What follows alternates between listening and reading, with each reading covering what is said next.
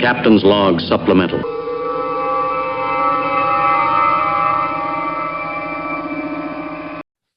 So, Miss Vicky, Yes, sir. do you remember when we were watching those WRL events and some of those grid life events where you used to see the in-car video and it had like the cameras seeing front and back, but it also could see all the telemetry and everything that was going on?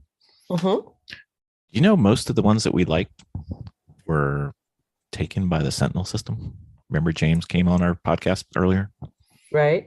You know, we have no excuse since he lent us one for trial and demonstration purposes. We should actually probably put that in one of our cars, maybe two. I really think we should. I think we should. I know. Because then we'd look like the immature endurance racing team that we are. Oh, wait, I mispronounced that, didn't I? Sorry, my bad. We could So what does have, the Sentinel system do? we could have 3 cameras with picture-in-picture. We could have, if we ever get the AIM system to work, open invitation to anybody from AIM to come on and give us a little bit of love. We need some help. And then we could have all our telemetry on there. And then we can have it streamed live into the paddock or around the world to our millions of fans. We're apparently very popular in Kenya right now. Don't know why, but that's fine. And it can integrate all the available race statistics from like Race Hero and everything. So we could actually see how we're doing on video. We wouldn't even have to carry around our phone anymore. Live. I love it.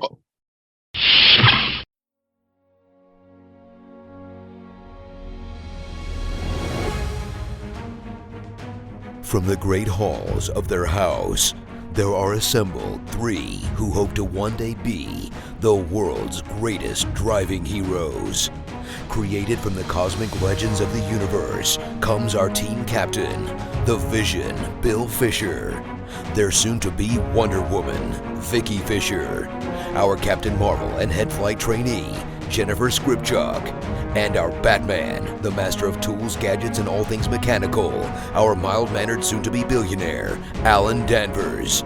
Their mission, to fight injustice, share what is right and wrong, to get you out of your house and come out racing with them, and serve all mankind. They are the Garage Heroes in Training Team.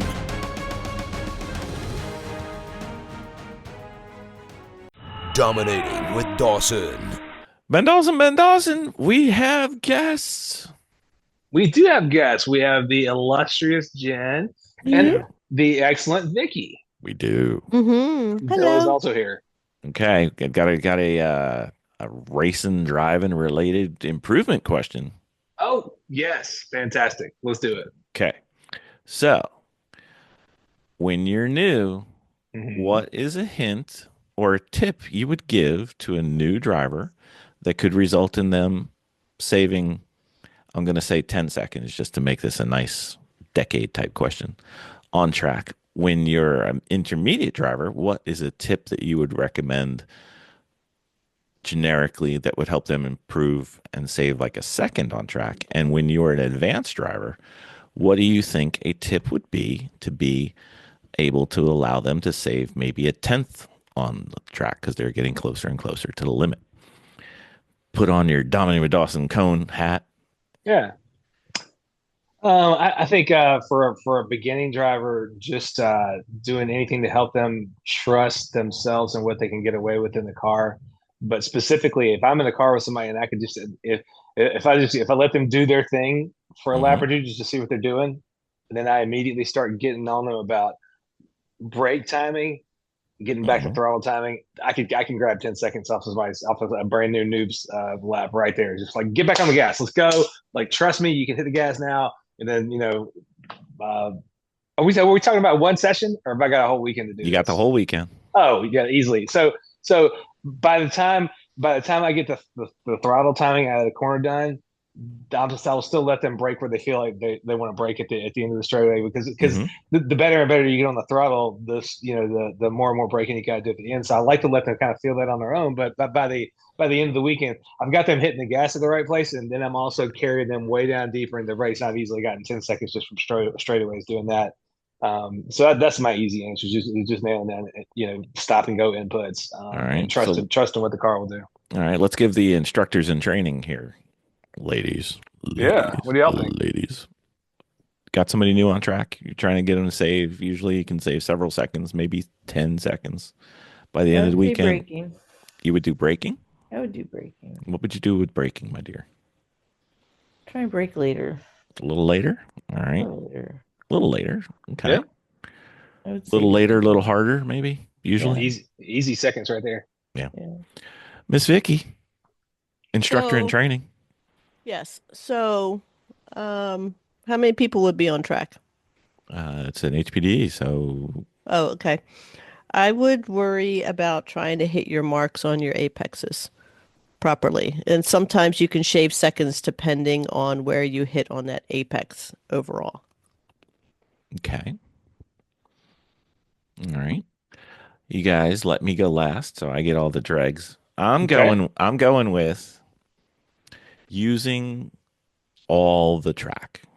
Mm-hmm. That's a good one. Staying wide, going into the turn, getting down into the turn, and then trying to need to use all the exit of the turn. I mean, I'm not Yep. saying within like a blade of grass, like, you know, the top drivers, but usually you'll see bad habits where crabbing, the driver will kind of pinch the entry of the turn, making the turn tighter, or going through the turn and overslowing and then trying to accelerate. And then they find out that they don't need half the exit because they're not going fast enough. And then the really fun one is when somebody decides, oh, I'm not using all the exit, so let me turn to get to the outside so it looks like I'm using all the exit. That one's one of my faves. So that's my save of several seconds over the weekend, and maybe we'll get to 10. Who knows? Gotcha. All right. Got an intermediate driver.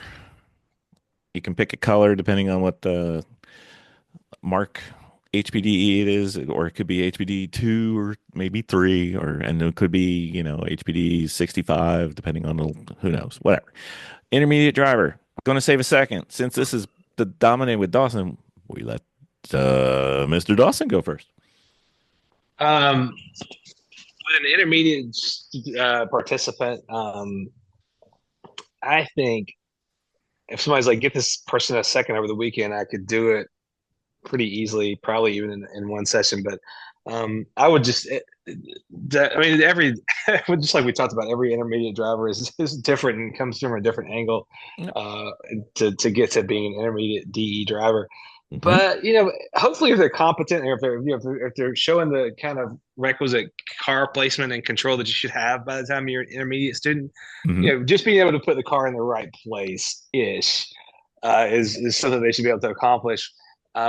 But nailing down the timing of the inputs to be most optimal is still something that I can keep squeezing seconds out of, just getting that even better and better with a student who's at an intermediate phase. Like, yes, you can get back to the throttle here. Don't, hit it now. Don't wait. I mean, I've done that with a lot of advanced drivers. Like I'll get advanced drivers handfuls of seconds just sitting in the car with them going, yes, let's go. Yes, let's go. Just cheerleading and going, yep, you can do it. Just people just don't know what they can get away with in the car, what them in the car and the brakes and the tires can get away with. So a lot of the time, enabling as a person and empowering them and saying, yeah, you can do this. Yes, go ahead and hit the gas. And don't want to say see it demonstrated a couple of times. I'll see video of them driving, a couple of years later doing the exact same thing we did in the car. Like kind of once they get it, it unlocks. I think that stuff sticks better with an advanced driver who has more context, but it's good. It's good to do that stuff with an intermediate driver too. So I think you have easily yield a second just by helping that person tune up all the stuff they've already got, because they sort of know in theory, like, here's why I'm putting the car here, but they may not have it. They may not have their angle of attack exactly right. Like they just know apex here, put car here. You know what I mean?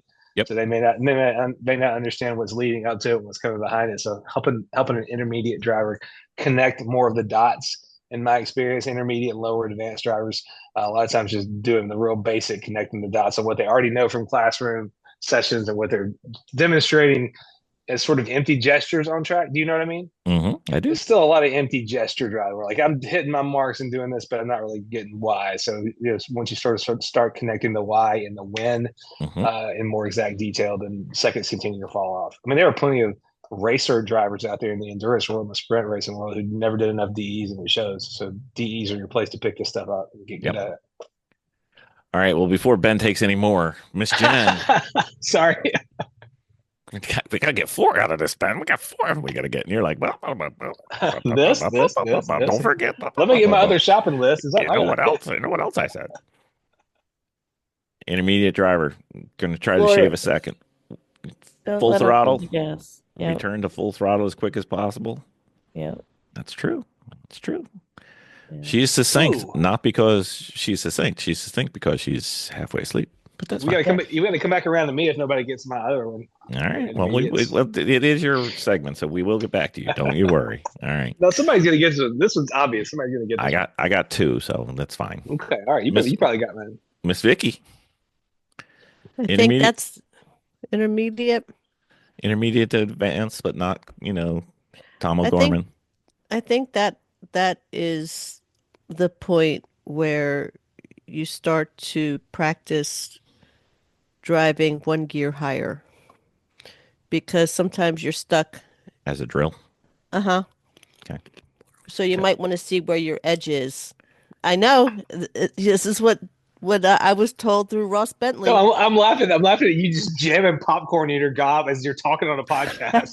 Oh, I'm sorry. No, It's okay. I'm just laughing like 'cause so it's- comfortable. We I'm hear her laughing 'cause chewing, it's fun. but it's I'm fine. laughing because it's fun. I don't care. I think that's why I'm laughing because it's funny. My And bad. for those of you I don't doing the care. home I'm game, really I'm really yeah. Oh, my bad. No, I don't care. I think it's hilarious. I'm just like sitting here chatting with friends, forgetting I even have a mic in my hand. That's how it's supposed to be. That's what we're Yeah. here for. Enjoy. So Eat anyway, more. Yeah. Ross Bentley taught me, I think at that point in my mid to later intermediate, is to practice to drive one gear higher. Right. Because you're still stuck in drill phase and you're still kind of stuck in, a little bit of a cautionary phase, but let a little bit of that go and see, what your limit is by testing Well, it that way. I would like to take this opportunity in time to remind everybody, including my beautiful bride, that Ross Bentley said to do this at an HPDE, not in the middle of a race at Thompson. Yes, he did. Not at a race in Great point. Thompson. Great point. Yeah. So do it on HPDE. Yeah. Yes. And I can't get into fifth gear. You don't need fifth gear. Stop. Anyway, Ben Dawson, my answer, hmm I've got two. Yeah. You may have reached this level and you may not be trail braking as well as you should. Mhm. You may be Okay. still braking in a straight line. Yeah. That's a good one. However, the one that worked for me, I'm speaking from personal, the one that broke me through that barrier was stop worrying about the line and be more committed to doing the turn. And if I hit the perfect apex or I take the perfect line, I'm slower than if I just commit to the turn and get through the turn as fast as I can.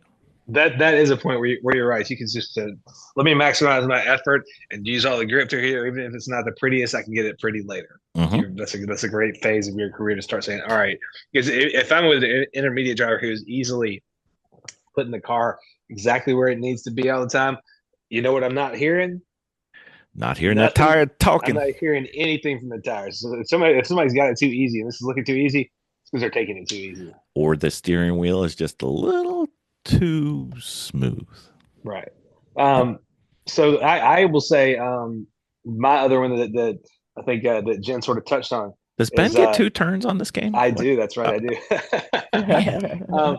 But is for an intermediate student, that's another good time to be in the car with them and just be like, get that wheel open.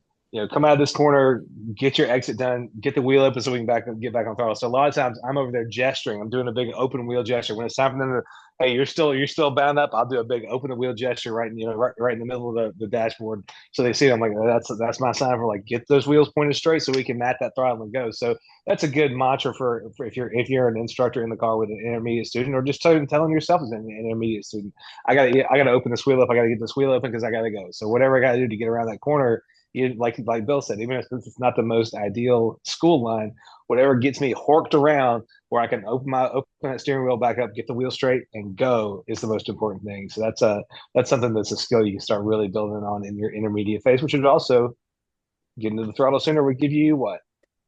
Oh, speed, more time save. That's right. Save you more time. And if anybody needs to know what horked around means, write into GarageHeroesInTraining at gmail.com. That means swinging that ass around. Swanging. I was just gonna say that. Swanging. All right. Very Just well. All swanging. right. So we each get into a car. We're instructing them. They are looking for that last little squeeze of time somewhere, maybe on one turn, maybe just, there's not a lot left, but there's always something. Always something. Ben, you're going last. Sit it out, buddy. Miss Jen. You're asking the wrong person, sir. That Ben's is- gonna that have is- to take my turn. All right, Ben, you got to do two of these. Been there to experience that. Jen's like, let me know because I need to know. Okay. Miss Vicky, you got one? I would focus again, I think at this point, still braking is focusing on your going in, how you're going into the turn, how quickly you're going into the turn, and then maximize the grip going in, and then making sure you're on the accelerator on the way out. Okay. All right. Ben, how do I stay out of the bathtub? Well, very general terms. Keep it general, Slick. General. Okay. I would Don't get personal. I would focus on the braking, but I would focus on the release of the brake and the point in the turn where the brake is getting released so that I can get back and not worry so much about jamming into the turn. Well, yeah, in a better way of saying, that's kind of what I'm referring to. Staying out of the tub. Ben, help me. Yeah, if I'm with somebody who is in an advanced phase, and in my Ben Dawson, own... you're in the car and you're driving. Oh, and you're okay. and you're the instructor. I'm driving. You were doing both duties because that's how good you are. Ben, Gotcha. what do you tell Ben that he needs to do to get a little better? Well, I'll say this, and I'll try to keep this as anonymous as possible, but let's just say, Ben, you know yourself. It's okay. You're not going to. yeah. Let's just say I'm my own teammate, and I had a chance to ride with myself. Yes. And I realized, this teammate is far less concerned with exact car placement than I am. i.e., getting right to every apex. Right there, all the way. This Ben, let's say this codename Ben, version of Ben was doing everything pretty good and had pretty good pace, but was not putting the car on apexes. Like this person felt like it seemed like they were okay skipping an apex, just moving on, which I am not. You know what I mean? If I'm a couple feet off an apex, I feel like I really screwed that whole deal up. So one thing I would say would be if I'm with somebody who's not being very precise, I would encourage them to be like, hey, there's an apex in there. We just missed it. Let's try to get our line dialed in, because this is the time as an advanced driver. This is the time where being a servant of the line. If you're not in traffic, being a servant of the optimal way your car's going to get around is going to service your lap times better. So this is the time, unlike an intermediate where it's like, hey, just get around that turn with maximum effort. Let me hear something from those tires. This is the time to refine all that and really be optimizing your pace. So if this advanced driver is not very, very accurate, the first place I would start would be like, hey, let's get this time, let's get our timing and everything lined up to where you're able to be reliably and repeatably on the apex, and then take it from there. So that's the place where I would find somebody's time if they were a little bit sloppy. If they were the opposite of sloppy and they're putting the car exactly where it's got to be, but just at a little bit faster pace than the one we talked about before, they're still doing their same tricks. Like they got a car that goes fast on a straightaway and everything feels and appears to be very fast, but then they're easily putting the car exactly where it's supposed to be all the time. Bam, bam, bam, bam. I don't expect an advanced driver to necessarily do that either. You know what I mean? Yep. So if I see an advanced driver who looks like they got it too easy getting around, and then I'm like, oh, wait a minute, what am I not hearing? Then I'll focus on trying to get that person to be pushing a little bit harder. So I want to have a crossing streams moment with Mr. Sloppy and Mr. Not doing enough, and kind of tune those people up to be getting the maximum out of their cars and the level of grip that's available, while also being pretty accurate. And then sometimes if it's something course specific that you can identify while you're riding around with somebody, hey, turn in here for turn 3 here. I like to turn in a little bit earlier, whatever. You may be able to offer some course specific suggestions of things that are working for you, and they might try and go, oh, that worked great. Or they might try and go, I see what you mean, but I'm going to try a different adaptation of it. It might work better for my car. So sometimes it's just about opening that participant's mind a little bit to seeing something different at that advanced phase and saying like, hey, maybe try this. Coming down into the S's at Road Atlanta. Yep. If I stay left for like an exaggerated half a second and then turn down into the S's, all of a sudden it gets unlocked rather than turning in where it seems like you were, where it makes the most exact geometric sense on paper without considering elevation and all that sort of thing. If I'm teaching somebody to go around Road Atlanta, I'd point that out like, hey, you're turning down into the S's too soon. If you hang out over to the left, you can really pound down through there a little faster and straighter. You know what I mean? So. Yep. There's a mix of different tools in your bag that are available to you when you kind of evaluate what your, especially like advanced students do. I mean, it's even coaching somebody who's advanced isn't that hard because you're still usually able to pick out whatever they need to work on pretty well, and especially if there's somebody who's stuck around doing this long enough to be an advanced participant, they're probably fertile field for more knowledge and input from somebody who can help them go faster because that's what they're there for. Yep. And if you are an advanced driver and you are specifically an advanced endurance race driver, the thing I would recommend for you specifically is go to an HPDE and push it. Don't drive it like an endurance race. Drive it like a sprint race and push yourself and push your limits, and you will find out where you break. And that's BREAK, not BRAKE. And then you won't be able to do your lap after lap after lap after lap after lap within a tenth. You'll find that if you try to do a second faster each lap, somewhere, sometime during that lap, you will do something wrong. And that's what you need to work on.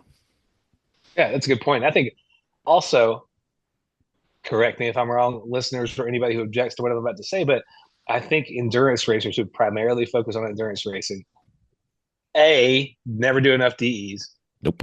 I'm sure that's a gross mischaracterization of whoever you are, listener, but a lot of folks who are out there in the endurance racing world don't do enough DEs to ever get really good at this stuff. And then they go out there and race and have a less good time than they could if they were, had become a really accomplished driver. By the time I started racing, I've been so broke most of my driving career that all I could afford to do was go instruct and get free track time to get myself out there. But I wanted to do it badly enough that it was worth doing that and taking that risk because I wanted to get on track more than I wanted to sit home and save up money for, be able to afford one DE week in a year or something at that time. So by the time I got to endurance racing, I had all the driving down. I was like, "Oh, you're fast as shit." It's like, "Well, yeah, I know how to do this." So yeah, I think more DEs would help all this. But the other stereotype that may apply to solely endurance focused racers could be that I think a lot of endurance racers kind of give themselves a pass on ever going that fast. It's like, hey, lap times don't matter in endurance racing. But competence does, and competence is a big part of lap times, and being able to be, do a repeatable, sustainable pace, and show what you got. That's important. And when you get good enough at endurance racing, the main thing you're gonna have to do is not just a general like, well, I don't need to be fast because this is a big long race, and that's a big hedge you can give yourself. It's gonna be when your team goes, all right, you go this slow. You can't go any faster than that because we need to A, save fuel, B, save the car, don't touch carbs. You're going to get slowed down by the team specifically if you're at that stage where you don't need to drive as fast as you all can drive. You know what I mean? I do. So think about that. The other thing that might get the endurance racer to be interested is we always talk using a really poor jargon thing. Like we don't endurance race at 10 tenths, we endurance race at like 9 tenths or 8 tenths or whatever. Okay, that's fine. But if your 10 tenths isn't really 10 tenths, right? If you can go faster so that your 10 tenths is faster, then your 9 tenths or your 8 tenths will be faster, and you'll be even in more control and use less of the car and be simpler on all the surviving. So it's important for you to expand your capability so that you can drive to a higher capability and still be at the same percentage, let's say. Well, and also, you want to have that full pace. Don't talk to me about any tenths if you don't truly have all 10 in your toolbox. You know what I mean? I don't want to hear if you're a person who's 8 tenths is my 8 tenths is what you think is your 10 tenths. We're not going to be having that same conversation. Yeah, that's a good point. Yep. So you know what? I bet you we forgot something. I bet you somebody else has another opinion. Talk to us. we're lonely, please talk to us. That's right. Ben's OnlyFans channel needs subscribers. Or That's right. send us an email at GarageHeroesInTraining@gmail.com. Thank you. Thank you. Thank you very much. Thank you.